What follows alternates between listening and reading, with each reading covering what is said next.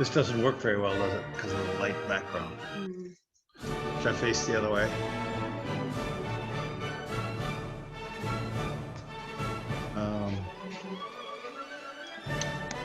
See what this thing is.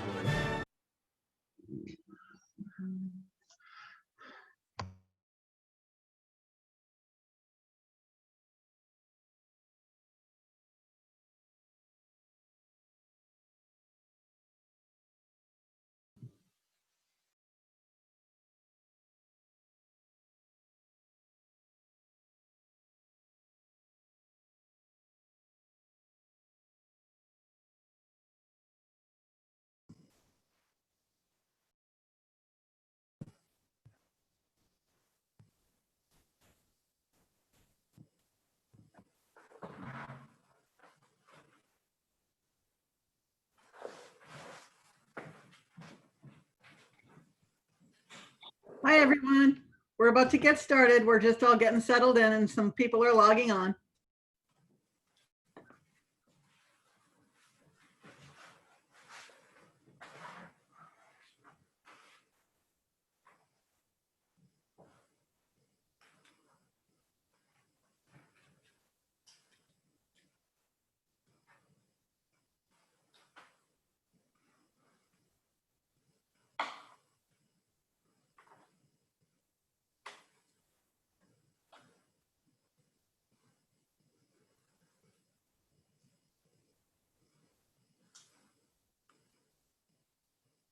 Who liked our intro music? Who liked listening to intro music? Who can't wait to hear that in a hall with a real orchestra?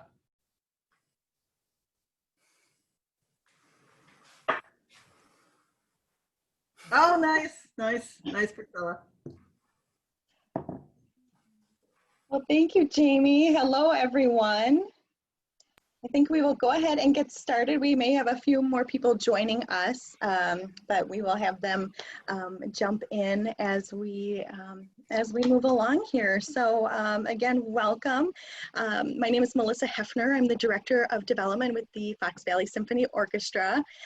Before we begin our virtual Symphony Social, I'd like to share a few housekeeping items to add to our virtual experience within the next hour. First of all, participants have been muted for better audio during our program. And if at any time you have difficulty with your audio, we suggest turning off your video screen, which may help your streaming and audio quality. And as for applause, it looked like everyone had the hang of it, but since we are muted, when we finish, when we wish to applause our speakers or performers, we can do that virtually and in a visual way by waving our hands like this. So we invite you to applaud at any time, and we don't have to worry about applauding during movements for this event. So applaud at any time. Also, if you wish to ask a question or say hello during the program, you can use the chat feature on the Zoom menu bar. And if there is time to answer questions at the end of our program, we will do so. Otherwise, we will address them after the program directly with you. And Rich Redmond from our board is recording your questions and comments, and we will follow up with you again after the program. And you may have seen Priscilla Daniels is on, she is our timekeeper today and doing our fun sign. So if you have any requests for our speakers, perhaps you want them to speak a little bit slowly, un poco lento, or a little bit faster, un poco allegro, a little bit louder, crescendo, or softer, diminuendo, you can also request that in the chat feature. And then also our name labels, you'll see on your screens that your name is featured next to your photo, your video. You can change that by clicking on the participant icon and on the Zoom menu bar, and you can select the More button, which will take you to rename, and you can type in a name that you prefer. This event is being recorded, and we will share the recording with you via email following the event. And without further ado, I would like to introduce our president of the Fox Valley Symphony Board, Sandra Hupfer. Thank you, Melissa. Thank you all for joining us. Oh, thank you. I'm not used to the virtual applause. I don't get that at home. And I am airing today, thank you, Jamie, from my living room or from my dining room here in Green Bay. I am excited and delighted that you could join us today for our first virtual Symphony Social. We're hoping that this will help you stay connected with us in ways that we're able to do so during this unusual and unprecedented time, as they like to say. We're going to have you meet our key staff and some of the important people and significant folks that help us make everything happen at the Symphony, learn about updates to our 2021 season, and we're going to finally enjoy a virtual performance by one of our own Fox Valley Symphony Orchestra musicians, Sarah Koenig, at the end. So that's something to look forward to. Before we get started, though, on behalf of our organization and our board of directors, I'd like to say thank you to all of those who continue to support our beautiful symphony. First of all, our season underwriter, the Bolt Company, our lead sponsor, Thrivent, our community partners, Community First Credit Union, Community Foundation for the Fox Valley region. And then our corporate sponsors, Secura Insurance Company, Alta Resources, Clifton Larson Allen, Expira Specialty Solutions, Godfrey and Kahn, Hyde Music, League of American Orchestras, the Neuroscience Group, Menasha Corporation, Plexus, US Bank, and the Wisconsin Arts Board. We'd also like to thank you, our Symphony family and supporters. Many of you have answered our call during this time and helped support us by donating your tickets back for canceled concerts, increasing your annual gifts, sponsoring our musician chairs, and making an immediate gift to the Symphony. For that, we thank you very, very much. Okay, a little bit about me, and I won't take too long because there's really not a lot to say. When I'm not acting as Fox Valley Symphony Orchestra president, my day job is working at Secura Insurance Company, where I direct the casualty claims and litigation team. Today I'm coming to you from my living room here in Green Bay, Wisconsin. I commute down to Appleton. It's really not that far, about 35 minutes for me. And so I say I cover the whole Fox Valley, including Green Bay and Appleton. To me, it's all the Fox Valley. I was asked how I appreciated music during the shutdown. Well, a couple of ways. First of all, because we were closed down for a few months, I decided it was time to pull out that 1978 stereo system that my husband had sitting in the back room of the basement. And with the help of one of my colleagues at work and Zoom, we got it all hooked up, and it's in that cabinet you can see behind me. Inside, there's not a TV, there is an old stereo in there and the big honking speakers. And I pulled out all my vinyl, and I've been listening to all sorts of old records that I didn't even know I had. A lot of classical, some jazz, some classic rock, a lot of fun. Of course, for a little live music, I like to play the piano, and I play a lot of classical music, but I mostly just play for myself and enjoyment.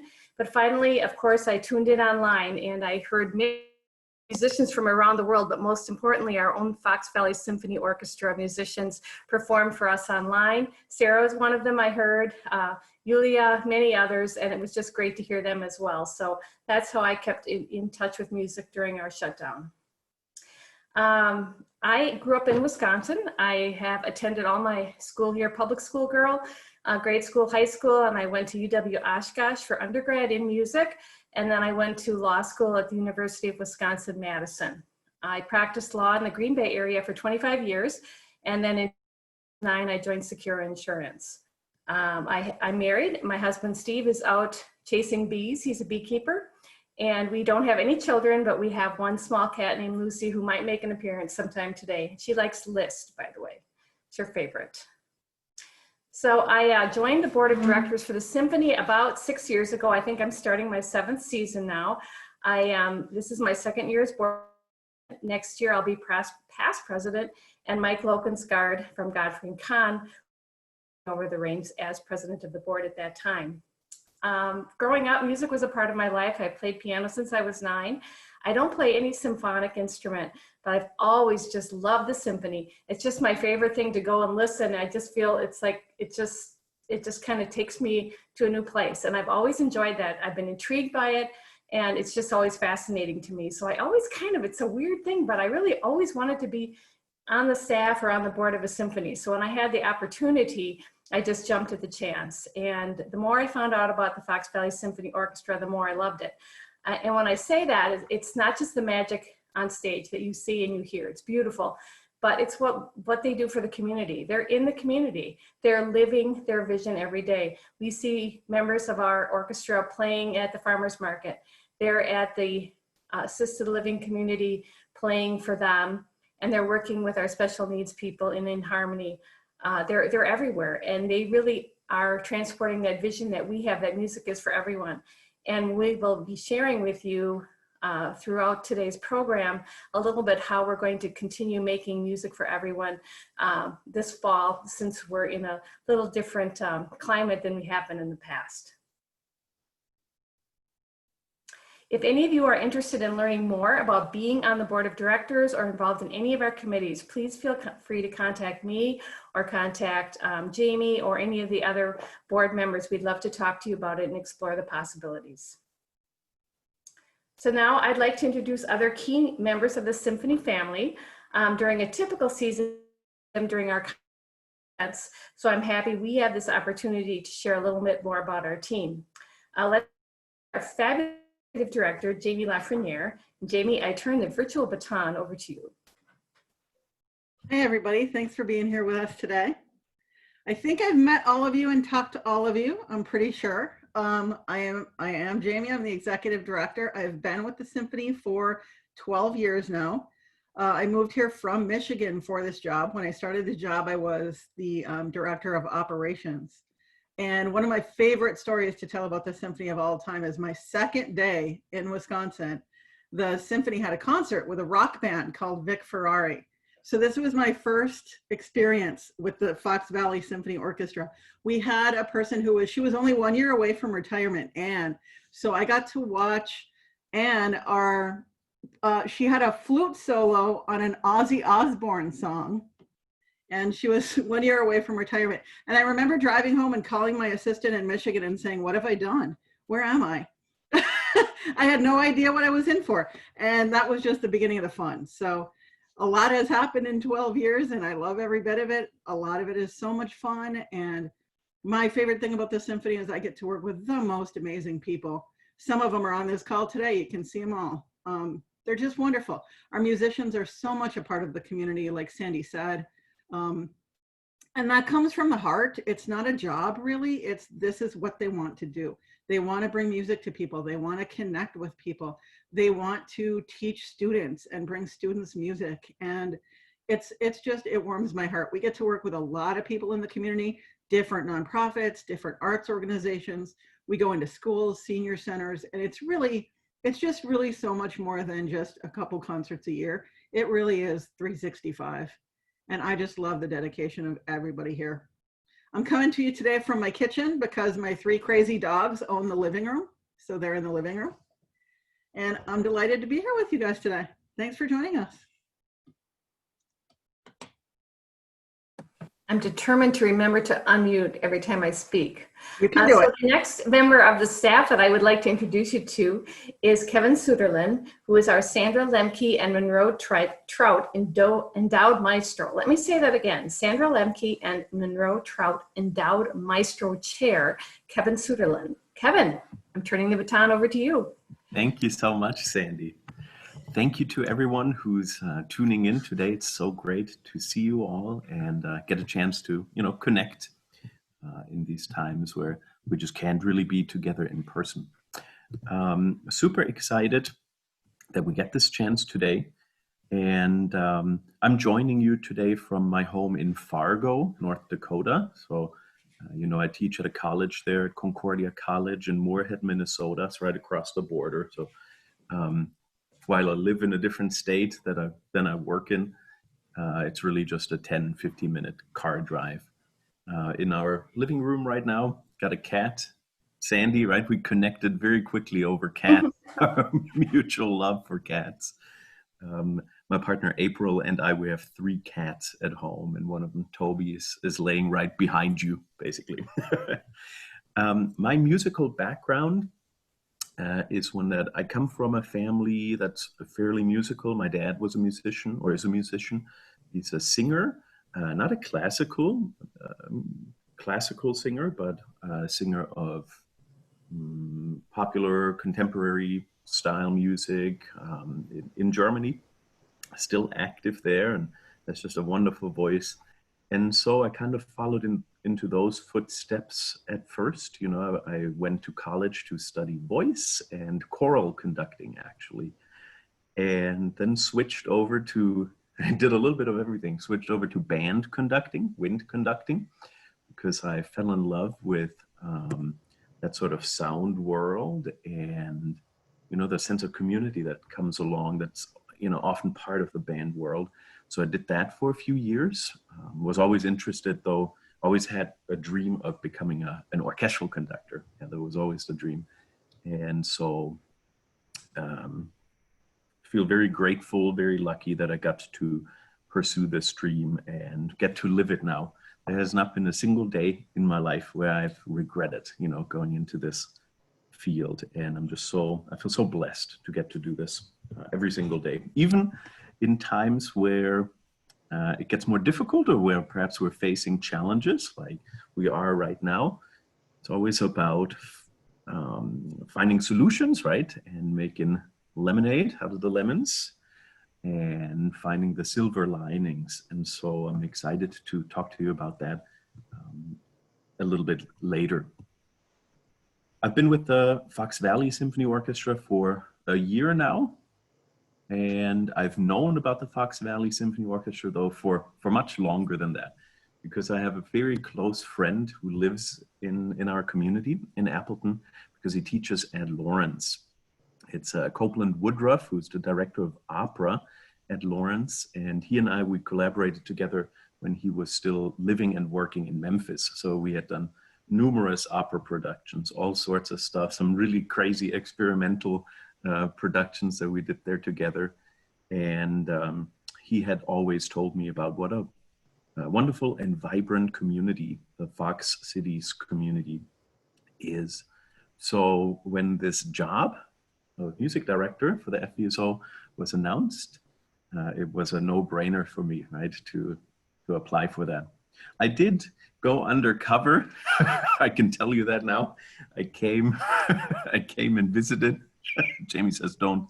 I came and visited during Brian Groner's last season and visited a concert. It was a Pops concert with Byron Stripling, a New Orleans jazz artist, because it intrigued me to see, you know, what with gigs like that, when you're not playing the standard repertoire, you can sometimes truly feel out the soul of an orchestra. I feel like, you know, is it just a service? Is it just a gig? Or are people actually committed to having fun on stage? And I was so positively surprised to see just everyone on stage rocking out, having a grand old time at that concert. And that's when I knew, wow, this is an amazing place, it's an amazing community of musicians as well. And I would be just so fortunate to get to join that community one day. So that's a little bit of background about me.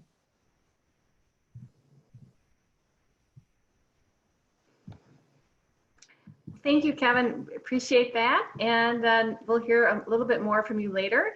Next member of our staff and our Fox Valley Symphony's family that I'd like to introduce is Melissa Hafner. You've already heard from her a little bit. Melissa joined us about a year ago as well as our development director, and she's going to tell you a little bit more about herself.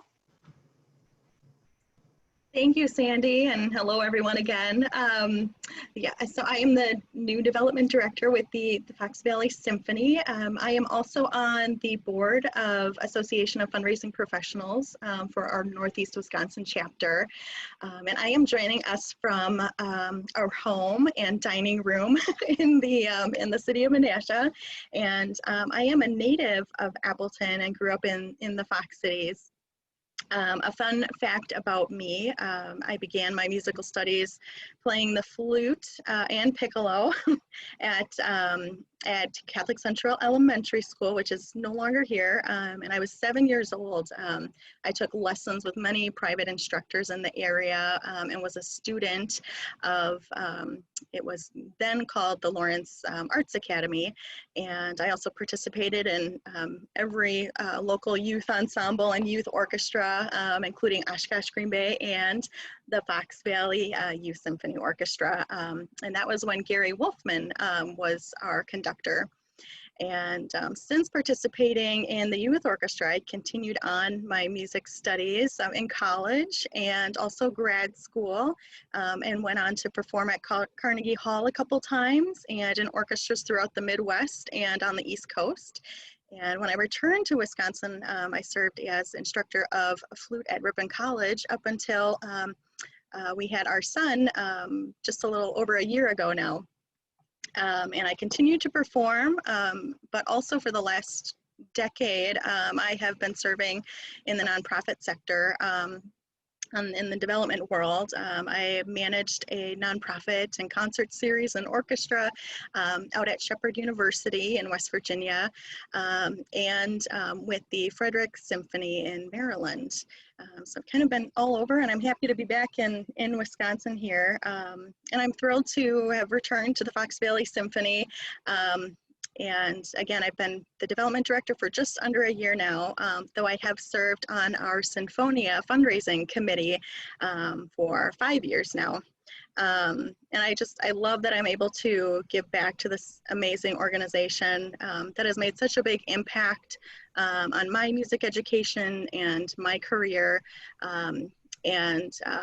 And we all have so many friends in the orchestra as well, so I'm happy to support them on their journey as well. So thank you.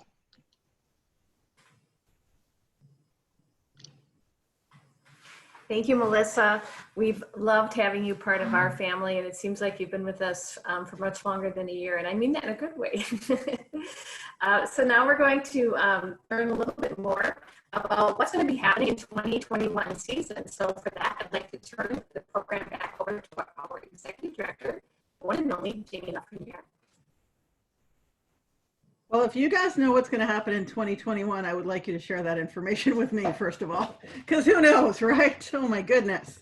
I think I can speak for Melissa and Kevin when I say this is not the first year we envisioned them having with our organization. We had big plans for us, and you know, everything kind of changed very dramatically in March, and we were able to pivot really quickly to online platforms. But then it became, you know, it's time to now talk about 2021 and how we do that differently. Luckily for us, our mission with the Fox Valley Symphony, let me review our mission statement really quick. The Fox Valley Symphony Orchestra seeks to build bridges of accessibility to orchestral music for positive impact on the lives of everyone in our community. So luckily that is our mission statement. Now you'll notice what it doesn't say in there is we have to do 5 big concerts at the PAC every year, right? So we really just looked at our mission and what we are meant to be doing and what we wanted to be doing. Very ironically, Kevin and I have been calling this the Silver Lining Tour, because when Kevin was interviewing for the job, we talked a lot about what we really wanted to do. In a perfect world, what would we do? And you know, in a perfect world, you don't always get to do the things you want to do because we have usually a very busy, very packed season, and we're trying to stay on budget. But one of the things Kevin and I mentioned was we both really wanted to do community concerts, smaller chamber orchestra concerts out in the community, probably at churches, to bring music to other people that normally wouldn't get to see us or weren't able to get to see us in the PAC. And lo and behold, the universe kind of gave us our wish, Kevin, didn't they? So here we are. So we really got to put something together that there's a lot of heart and soul behind. So we're very proud of that. We're going to have to balance our expectations and our hopes and desires with the reality of the situation, of course, because as we all know, safety is going to have to be top priority for both our musicians and for our audience members. And that's going to be a bit tricky. So we're going to have to be very responsive to what's happening in the community, what the numbers look like, current recommendations from our county health and our state health folks, and we'll try to keep everybody as safe as possible.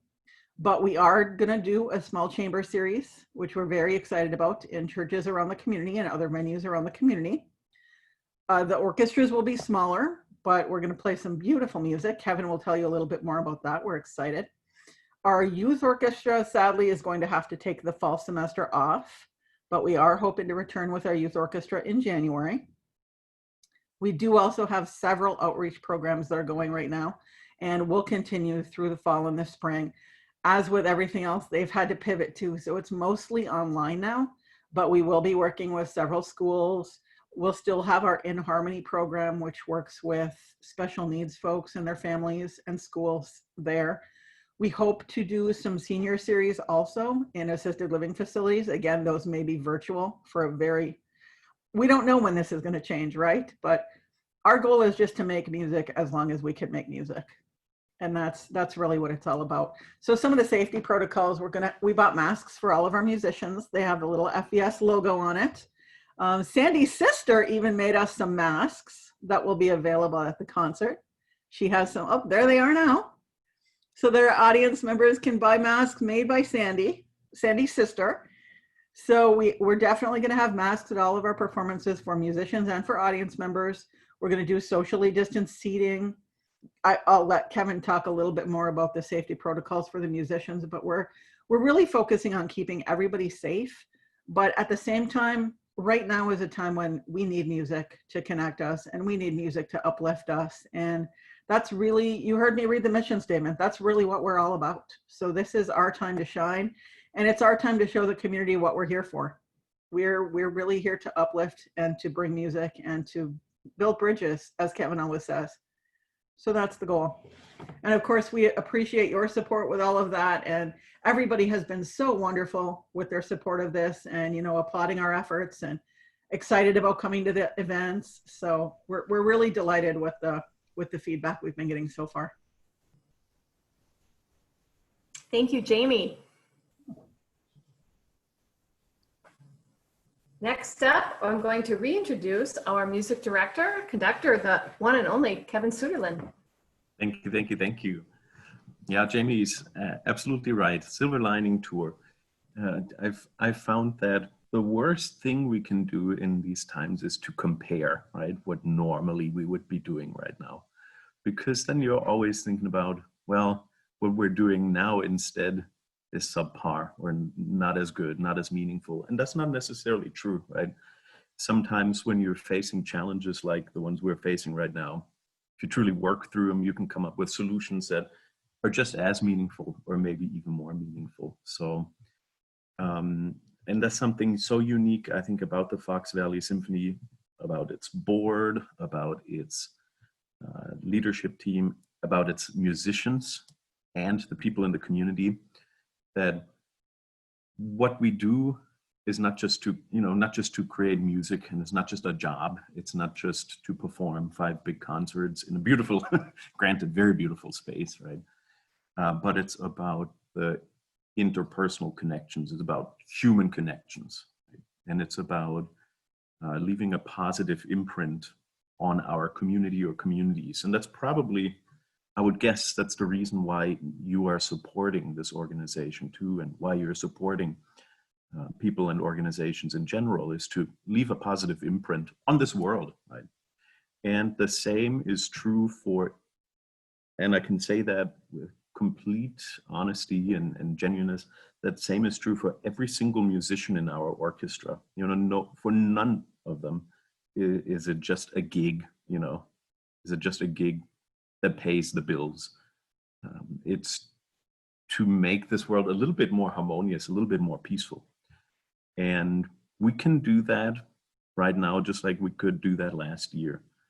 So I've been so pleased to see that, like Jamie said, our programs like In Harmony, where our musicians work with members of our communities with disabilities, continues to happen. I visited Appleton in May, I think, May or June, and was fortunate enough to, those are always my favorite visits, are the In Harmony visits, when I get to participate in those. And Kevin, you danced at our In Harmony meeting. That's true, not at the one in May, but at the previous ones.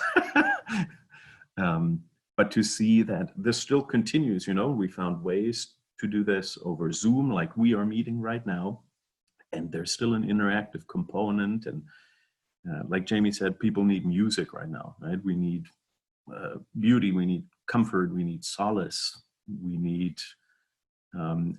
time to reflect. And we also need music to sometimes build a bridge towards approaching a subject that's maybe difficult to start talking about. You know, so if we're not just talking about the COVID pandemic that we're facing, but you know, the heightened social injustices that have come up in our country, art can provide or can open a door to a conversation that might otherwise stay closed. And we're really excited to be able to have that opportunity and that responsibility to lead those conversations throughout our season and really beyond that as well. So I want to show you briefly what's on our docket for the first concert in September. I'll share my screen here with you briefly. So move this. So our first concert is set for September 26. Tentative location is St. Paul's Lutheran, downtown.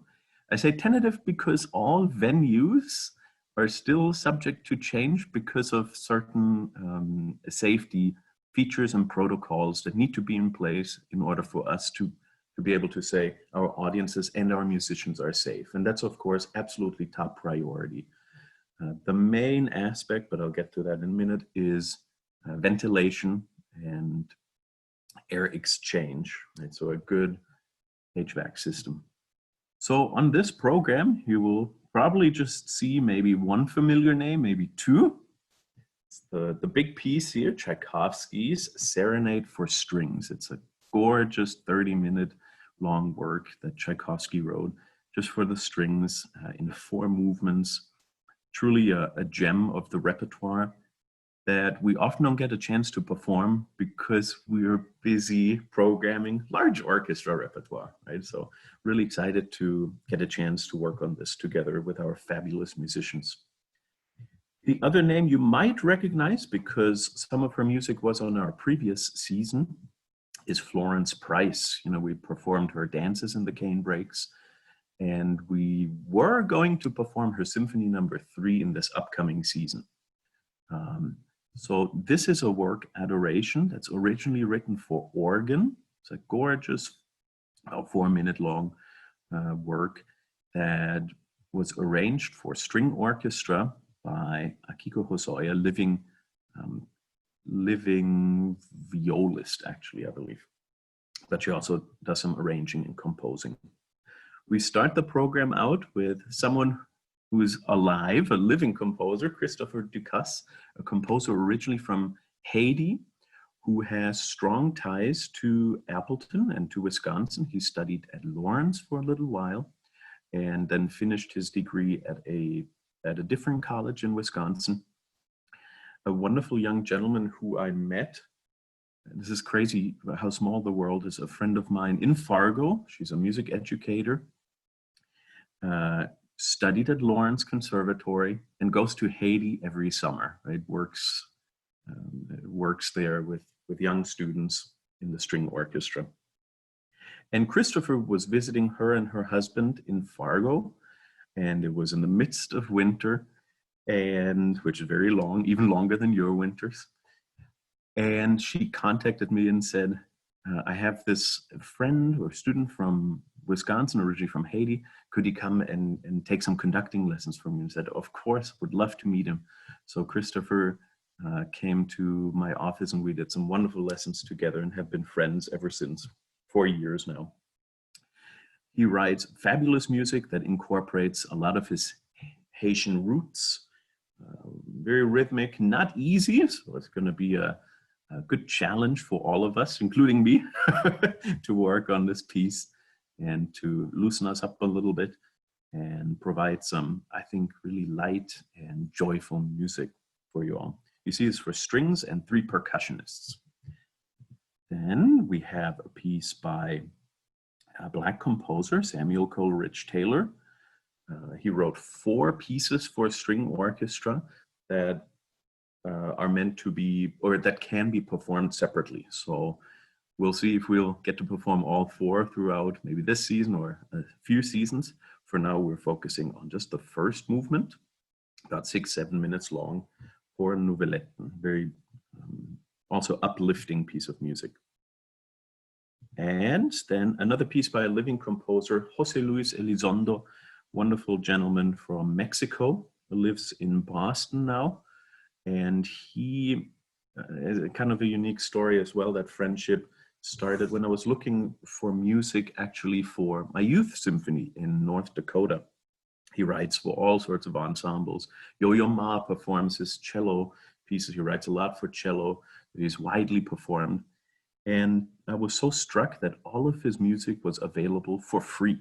He does not charge you a cent for parts, for performance rights, nothing.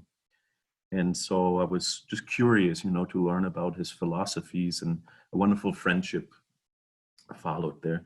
He has a brain tumor and has a heart defect that he's dealing with.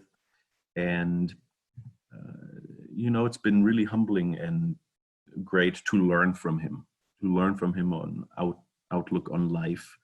He says, why should I charge money for this, right? If I can, while I'm here, the limited time that I'm here, if I can provide young people, older people, more experienced people with my music, and I get to hear people play my music, why would I charge for that? It's the best gift in the world, And by doing so, perhaps building bridges to my culture, my Mexican culture, that's a double win. So wonderful, wonderful guy. So that's September. And for November, this is still a draft. So you're getting a really a sneak peek, an inside look here that might still change. There we will feature more than just strings and percussion. We'll have smaller ensembles. So the Tilman Susato suite is a piece for brass and percussion. Ruth Gibbs, a wonderful composer from England, wrote a piece called Seascape, which is for double wind quintet and optional double bass. And William Grant Still, you perhaps remember because we performed his first symphony last season, wrote a gorgeous serenade for chamber orchestra that features a couple of solo woodwinds and strings and piano. Then a staple of the wind repertoire that, again, unfortunately, we don't get to perform very often, but it's such a pearl, really, is Richard Strauss's Serenade in E-flat major. Every conducting student has to study it during their first 3 or 4 years and has to conduct it. But then beyond that, you never get a chance to perform it. So I think we're all excited, the musicians and I, to finally dig that one out of the chest or out of the trove again. And then we're excited to feature our very own cello principal, Laura Kenny Henkel, on the Haydn Cello Concerto in C major. Such an uplifting piece of music. And if you know Laura, she's a brilliant musician, wonderful human being. And I just cannot wait to get to work on this together. That same weekend, we're hoping to put together a very special event at the History Museum at the Castle. Again, this is inside news. No one else knows about this yet. And that is Stravinsky's L'Histoire du Soldat, or in English, The Soldier's Tale. It's a piece that was written around 1918, right after the First World War, when musicians, similarly to now, were dealing with limited budgets. You were also dealing with an epidemic at that time. So you had to work in small groups.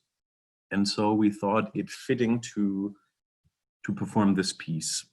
Originally, it's a piece for 7 musicians as well as narrator and some actors. We will see if we will have actors or not. It's still in the works, but we'll definitely have a narrator. Very interesting piece of music. I know I've got to finish this up pretty quickly here, but I do want to share with you just a couple of more things about safety, things that we're doing to ensure everyone's safety. So we've been following a large international study that is being done at the University of Colorado Boulder and University of Maryland that looks at all of the performing arts and how they spread aerosols and tries to find solutions on how to mitigate that aerosol spread. And study is still in the works, still needs to be peer reviewed, but they have been rolling out preliminary results so that especially teachers, who have to get back in some cases to in-person instruction have something to work with. And so as Jamie mentioned earlier, everyone at our performances will be masked, and that even includes our winds and brass players. You wonder, how does that work? And there's these very interesting masks that are being developed, sort of overlapping masks where the mouthpiece fits through, and you can play. You see here a trumpet, for instance, or a clarinet. Because a lot of aerosols actually exit your nose. And then if you have a slightly leaky embouchure, also out the side. So this, the study showed, really mitigated a lot of aerosol spread. We'll also cover bells for instruments that have bells. So all the brass instruments, as well as clarinets, oboes, flutes. We'll have a little flute foot at the end of the flute. And here a special horn, French horn thing, because the horns have to put their hands into the bell, so you can't just cover it up. So there has to be a sleeve. Looks kind of silly, but supposedly really does make a big difference. Beyond that, we'll have hand sanitizer everywhere. We'll have masks for you all to use, as Sandy showed earlier. And the orchestra will be physically distanced far, at least 6 feet, in some instrument cases, even more, up to 12 feet or more. Let me make sure that I didn't forget anything. Oh, I think that's it. If you have any questions, you can always let me know. I'd be glad to answer them. And just want to thank you all again for your support in making this community a better place and enabling us to build bridges among our community.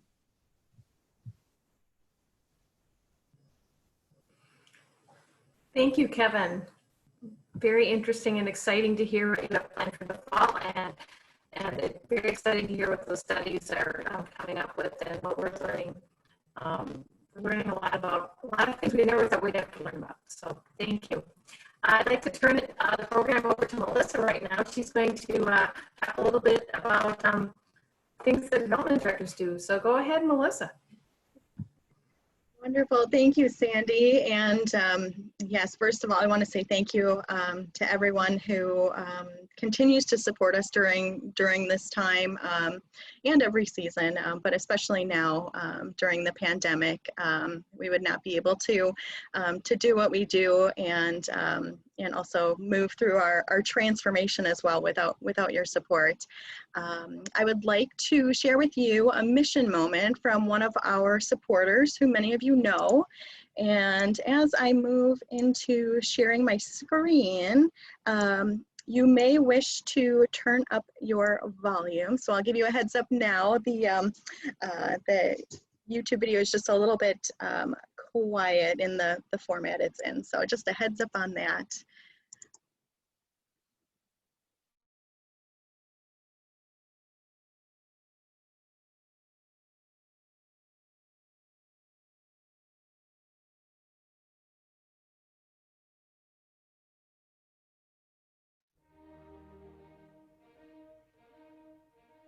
I'm Ken Melchert, and I'm a second-generation supporter of the Fox Valley Symphony Orchestra. In our family, really, music is just as important as the air we breathe or the food we eat. It's something we have and share together. My wife is a harpist. Everyone in our family played instruments. I myself play the piano fairly badly, never in public, but I think, if you play an instrument, it helps you appreciate the musicianship of those people on stage. And it's a very important thing. It all works together. The music we hear that's recorded live and what we perform ourselves. It all makes for really a life-affirming experience. One of the ways that Rebecca, my wife, and I have supported the symphony is in hosting chamber music concerts. We had a marvelous concert at our home with Bruce Atwell and Yulia Smead from the orchestra and other musicians. And this kind of cozy, intimate environment for a small group and a small audience is something we look forward to doing again. The Fox Valley Symphony has been a great cause and really made a difference in the musical life of this community. When we are together in that magnificent hall hearing the symphony, some music is familiar, some is new, and it's all really a magical and an electric evening for thousands of people who gather together because they love music. This is an important part of living in this area, and it means so much to so many of us. If you can right now make a donation or a gift, as much as you can, to keep this gem of our community solvent and available and prepared for a future when we resume concerts in our PAC.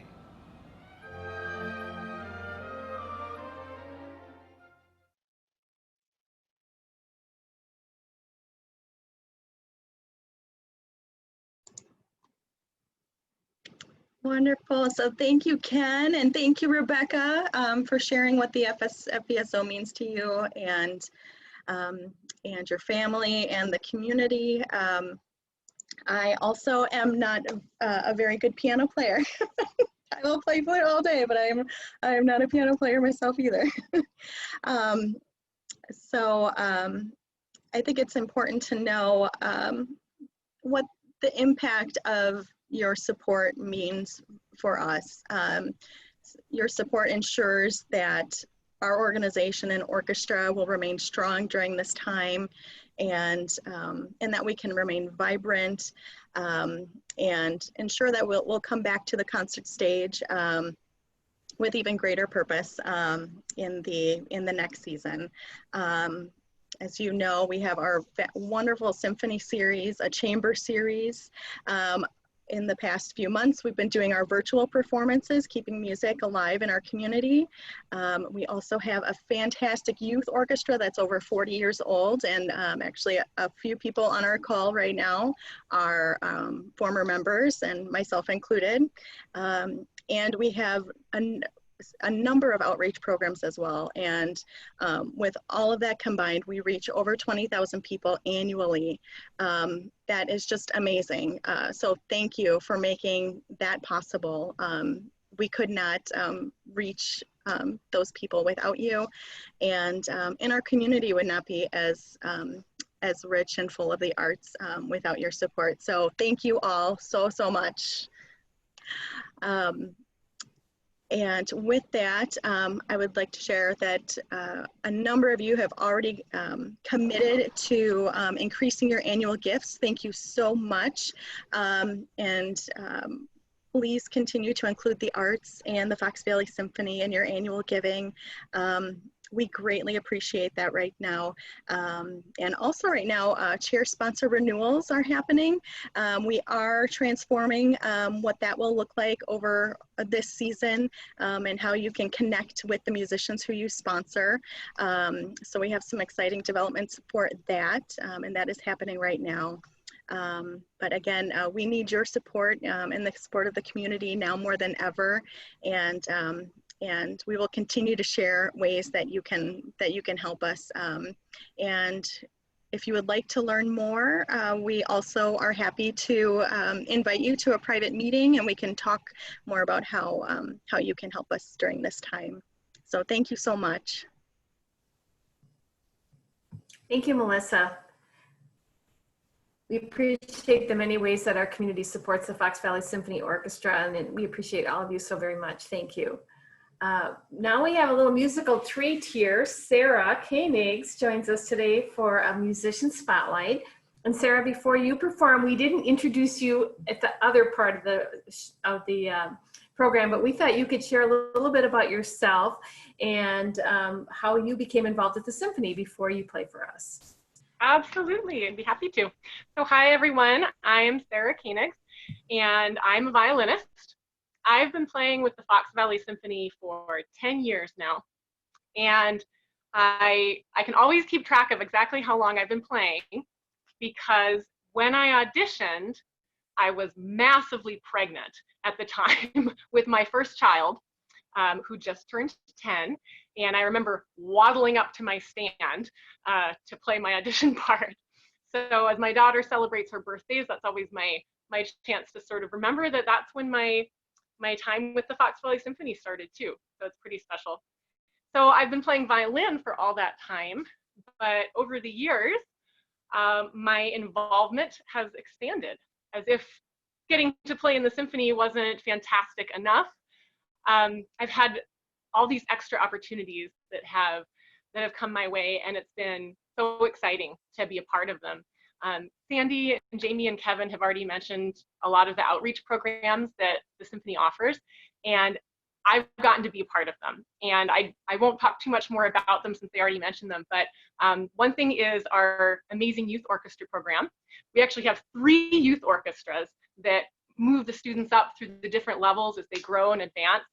And I have gotten to work as a coach with the youth orchestra program, which means in addition to their rehearsals, they get sectional time with teachers and instructors. And that is just a blast.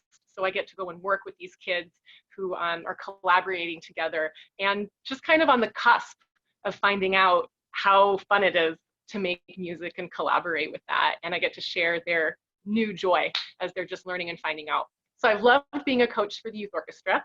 In addition to that, a few years ago, I started assisting the symphony's librarian by doing librarian work for the youth orchestras. And so whole new skill set that I got to learn under a really excellent, amazing, experienced librarian, Janet Sutter, who's with us today. And she patiently guided me and taught me and still is assisting me to learn and grow and finding out about this really incredible profession, which is music librarianship, which is a different side of making a concert happen, which I had totally taken for granted before. When the music shows up on your stand as a musician, we just worry about playing the notes, but there's a lot that happens to get that music there. And I can't tell you what an amazing person Janet is to have done that for so many years. And very, very sadly, she is no longer the head librarian because Janet passed that baton on to me this last year. Thankfully, she's still there to hold my hand, but I am learning the ropes.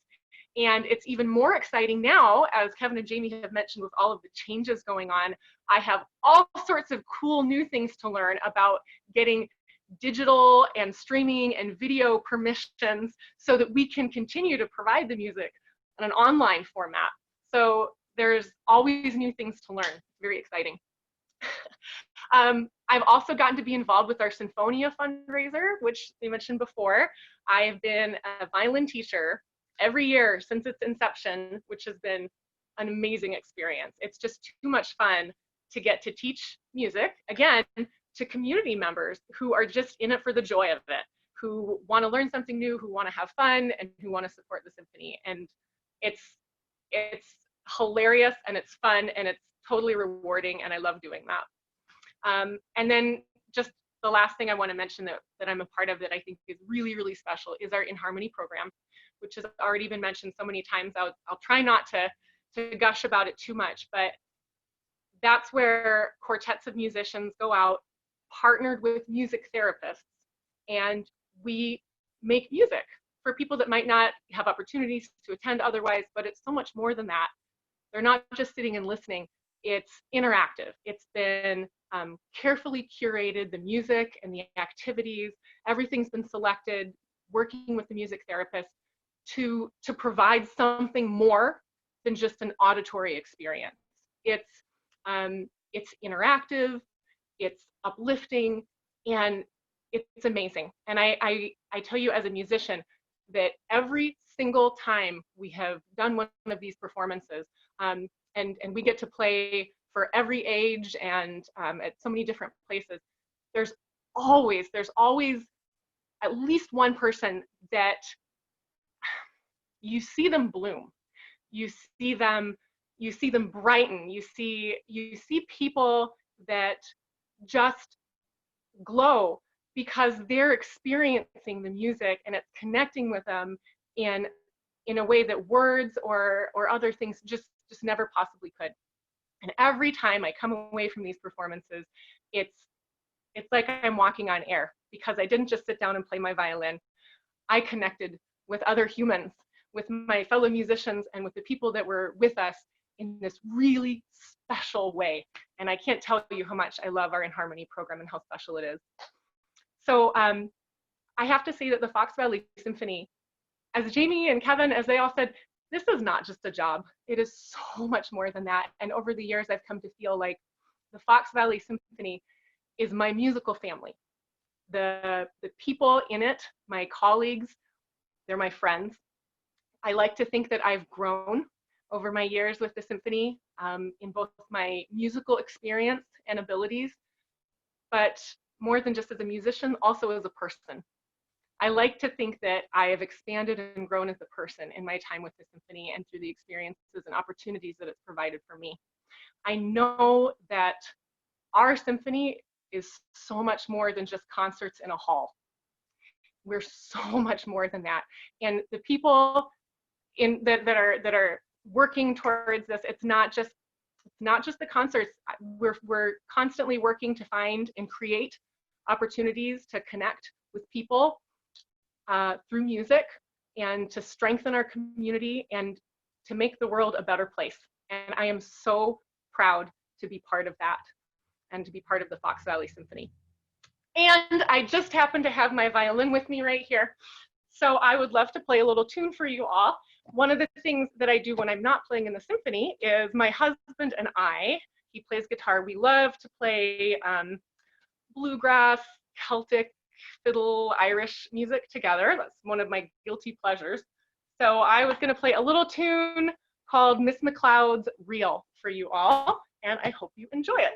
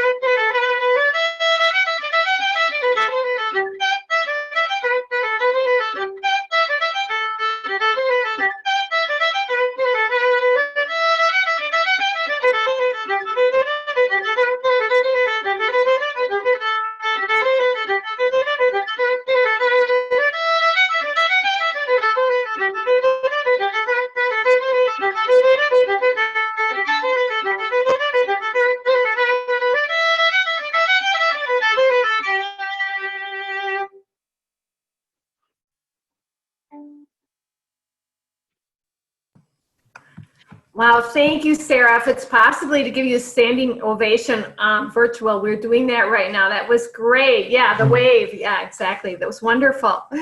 Thank you. As we conclude today's social, I'd like to extend our thanks again to our symphony team and leadership. I want to, Jamie doesn't know I'm going to do this, but I want to especially thank Jamie and Kevin and Melissa. They have been really in the trenches the last few months. I don't think they took any time off psychologically. They were working hard right away. They were thinking of how can we do this? How can we make music when we can't get out to the people? How can we bring it to people? They have been working tirelessly to make this happen. So I want to extend some applause to them. Thank you so much for everything you've done to keep everything going. Your creativity really shined, and I really see the silver lining in all of you. So thank you. I also want to thank our Fox Symphony Board of Directors. They've been doing a great job getting involved, getting engaged, and saying, how can I help? How can I help? So we're looking forward to putting them to work during this time, but we hope that some of you might be interested in joining the board or one of our committees. Let us know if you are. We'd love to talk to you. And last but not least, we want to thank you, our supporters, thank you so much for supporting. Thank you for not giving up on us and for being there for us. Applause to all of you. Thank you very, very much.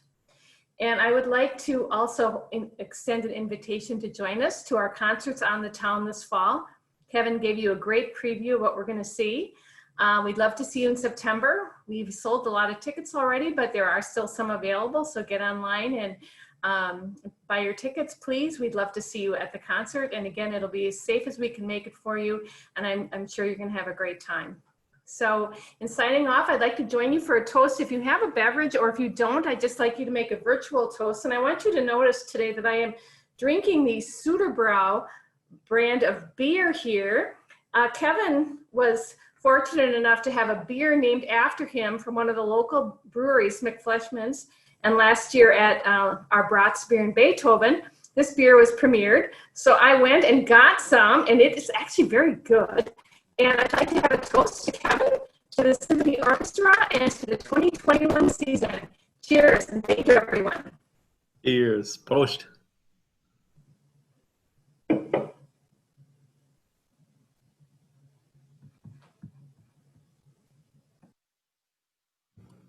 Thank you, everybody, for being here with us today. It was great to get to talk to you all. Thank you. Bye-bye. Thank you all. Bye. Thanks, everyone. Toast, Kevin. I'm drinking your beer.